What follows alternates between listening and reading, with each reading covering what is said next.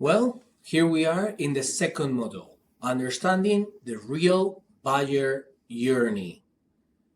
If you're here, you already know that marketing in financial services isn't just about capturing leads. It's about building trust and creating a presence where your buyers are already spending time. But here's the problem. And this is something that maybe is going to itch to some people. The traditional funnel just doesn't work anymore. Buyers aren't moving from the awareness to decision in a straight line. That doesn't happen anymore. They are zigzagging through channels, consuming content in LinkedIn and Reddit, listening to podcasts, reading niche blogs, and making decisions way long before you even know that they are in the market. By the way, and that is very important, only 3% of the people are in the moment of purchasing. If you're going to be creating content, you have to create content for the 97% else, because that's when the real decision, the building up of the decision is taken. But I don't want to actually go too forward. I just want to actually tell you that in this lesson, I'll show you how to rethink the traditional funnel and build your own buyer journey map. I'm going to drop here something that I really use to actually create this buyer's journey based on where your audience it is actually engaging, or like what is their pain points and their mindset. The goal is to stop guessing and start making data-driven decisions about where to put the marketing efforts and later develop the engagement plan. So why I think that the old school funnel no longer works? In my opinion, since 2015, buyers have taken control of the process. What does it mean? That back in the days, it was, I'm sure that many of you know about this. Back in the days, you actually created the traditional funnel of actually having, for example, a LinkedIn post or like a Facebook link page post. It takes you to a landing page, and the landing page takes you to convert, right? But that traditional funnel, that simple and that effective, no longer works. And actually, the platforms are becoming more and more increasingly expensive, which means that the CTR is also way more expensive. So what is happening is that the buyers have taken this control of the process. They're self-educating because they're like tired of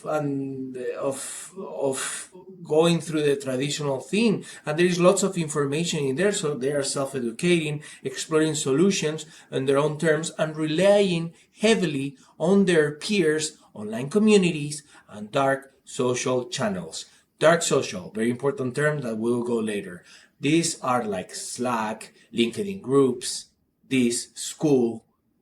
If you want to be relevant, your strategy needs to show up where their visible conversations are happening. This means shifting your mindset from lead capture to demand creation. This is very, very important. You have to be where your audience is at. And obviously, there is going to be a big percentage of people that is going to see you in these specific ads. But where the real decision with the real research is done is not in the traditional platforms anymore, or in the traditional funnels, or in the traditional way. Basically, to make it simple, it's sort of like says here, like the self-educational part. People try to actually get the information for free rather than pay for it beforehand. So, cracking the code on dark social. What is the meaning of this? Dark social feels like very Darth Vader, right? But the dark social channels are the spaces where your buyers are making critical decisions. Yet, most marketers ignore them because they're hard to track. It's very difficult to actually be doing community management in community groups from I don't know, from Facebook or even in LinkedIn. It's very difficult to actually stay there, but that's where all the decisions are done. I'm going to walk you later about the rule of the 300, which is impressive to me. But if you cannot measure that, and we as marketing leaders, sometimes we have to show what we've done to our bosses in some cases. So we go to what is simple for us from the analytics standpoint, because in this case, this takes a ton of effort, but at the same time, it's not really measurable. So it's easier for us sometimes to invest in Google Ads campaigns where you will be getting the results. But if you cannot measure that something, does that mean that you shouldn't invest on it? Think about it, because the return of investment may be so valuable. So my suggestion is absolutely not. This is something that you have to take into consideration. Here's a simple tactic to start leveraging dark social. Very simple. Maybe that's something that you could actually put into work. Create content for conversations. Be present in this conversation. Be active. Don't be ashamed of it. Think about content that sparks dialogue. Post thought-provoking questions or share industry insights in the LinkedIn group. Your audience is part of it. Think about this. I mean, back in the days, I remember when social was starting, that people were like thinking about the community manager. Everybody was so freaked out about the community manager. Then this position has sort of like evolved, and there is not much like a community management. There wasn't anymore because of the algorithm, the organic, etc., etc.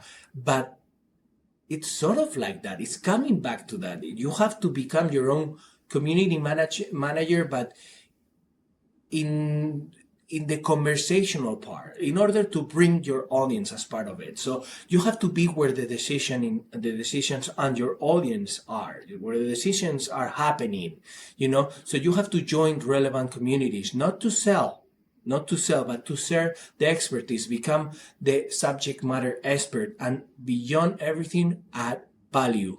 Be there and be the top contributor. So for example, if you're in wealth management, jump into a private finance forum and start sharing insights or trends or pitfalls from clients that the clients or the people should watch out for. In this situation, you will become easily the subject matter expert, and people will be starting to trust in your opinion and in your inputs, and it will be very easy for you to sort of like drive conversions there. So what I would recommend you here, and this is very interesting, you could list 3 groups or communities where your clients are likely to have conversations.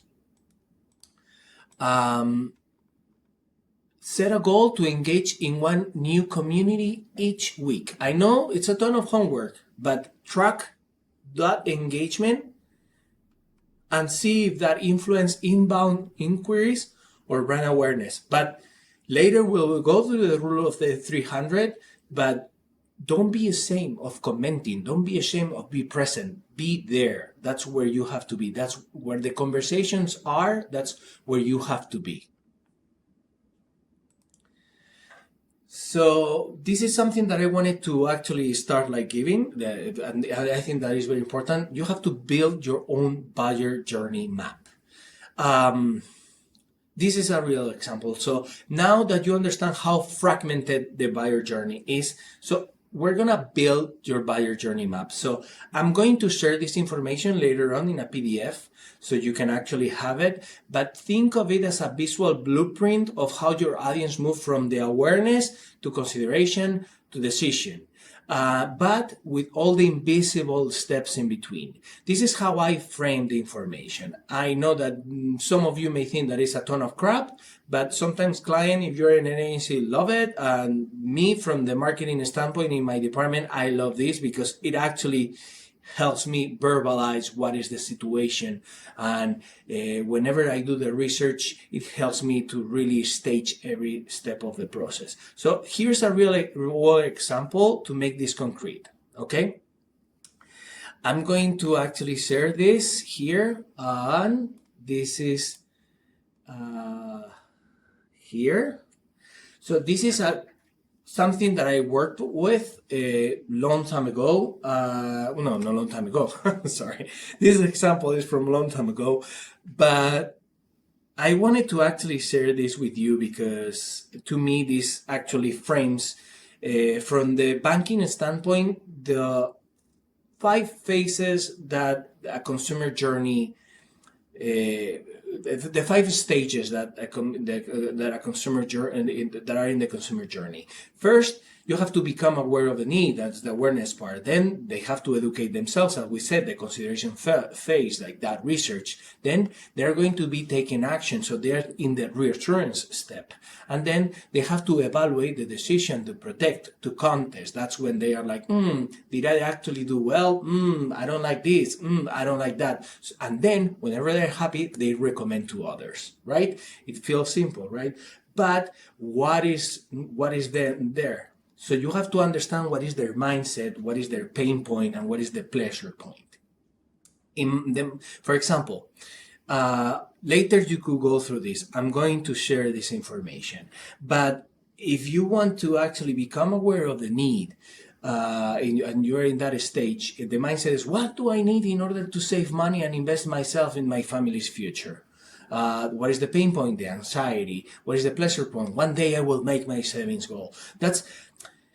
It's very, there is like some very clear guardrails, but later, whenever you work on the messaging and whenever you actually think about how to create the content and how to address and how to understand what is the steps that they're going through and the entry points, this is going to be really, really, really valuable.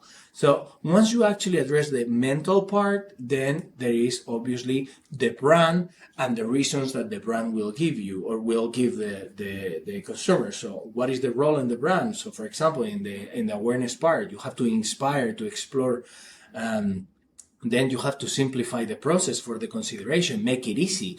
Then if they are going to be taking the decision, you have to reassure that we are on their side, or depends on the brand. That's what you actually work with, and evaluate my decision. And then in the reasons to believe, you have like all the different pain points and all the different reasons that it's very important for you to take into consideration when defining the different stages and your different tactics. I'm gonna share this with you later, but before finishing, I wanted to continue and actually share with you the last part of advice, the last part of the presentation before actually leaving you with this nugget of information. So your action plan, I want you guys to be involved. I want you guys to actually start working on it and thinking about this. So you have to be realigned with your buyer.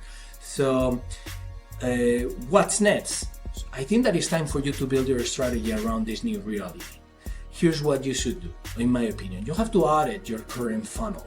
Where are you losing people? What channels? Which channels aren't really performing? Are you investing a ton of money in, I don't know, Instagram? What is not really working? But you think that I'm just publishing in Twitter, this newspaper, or you have to actually audit what you have. Or like there is like this landing page that is not performing. You have to reallocate the effort and identify 2-3 new channels that you're going to test. And this is what I meant by the dark social channels in this specific quarter. Okay, think beyond your website and explore where your audience is really spending their time. Okay, you have to be there.